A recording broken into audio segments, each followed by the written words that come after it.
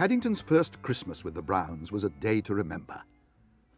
The night before, on Mrs. Bird's instructions, he'd hung a pillowcase on the end of his bed, and next morning he found to his surprise that it was full of parcels.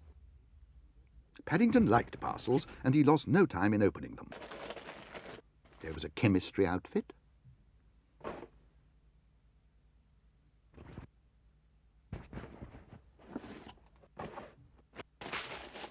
a new scrapbook from Mr. Gruber,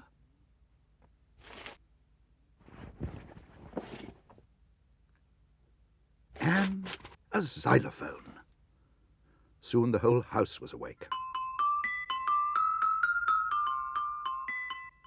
"I'm as patriotic as the next man," grumbled Mr. Brown, "but I draw a line when bears start playing the national anthem at 6 o'clock in the morning." "There's no need to stand to attention, Henry," said Mrs. Brown. "I'm not standing to attention. I'm stuck to the floor. Look." "Oh, gosh," said Judy, "that must be the instant glue I gave him for his new scrapbook." "Christmas," groaned Mr. Brown.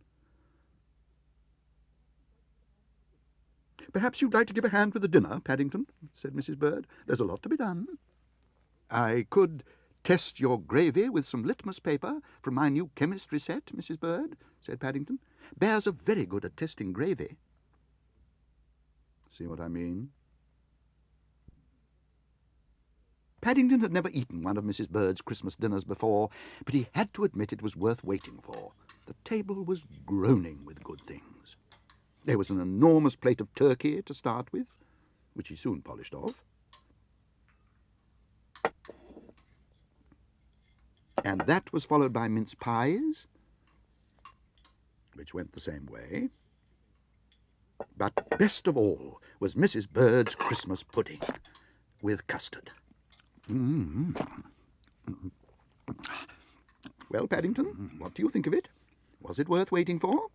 "It was very nice, Mrs. Bird," said Paddington, "except I had a bone in my Christmas pudding."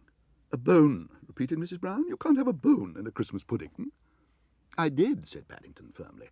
"It was all hard. I nearly broke a tooth." "Mercy me, you know what he's done." "Quick," said Mr. Brown, "we'd better turn him upside down." And before Paddington had time to say anything else, he found himself standing on his head in a corner of the room. "Try jumping up and down," suggested Mrs. Brown. I'm trying to, only it's not easy with paws." "Perhaps we could try using a magnet," suggested Jonathan. "I've got a great big one upstairs."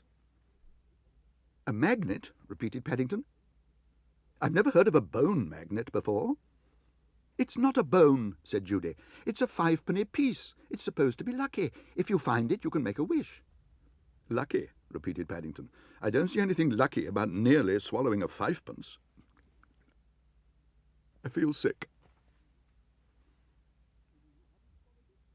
"You mean you haven't swallowed it?" Mr. and Mrs. Brown looked at each other. "Why ever didn't you say?" asked Judy. "Nobody asked me," said Paddington. He was about to wish he'd not eaten quite so much Christmas dinner. Then he changed his mind. For really it had been quite the nicest one he'd ever had. So instead he made another wish. Then he pointed to his 5-pence. "Perhaps you'd like a go now, Mr. Brown?" he suggested. No, thank you. I think perhaps I'll leave it until next Christmas. And the way time flies, it won't be long to wait." "That's funny, Mr. Brown. That means my wish is starting to come true already."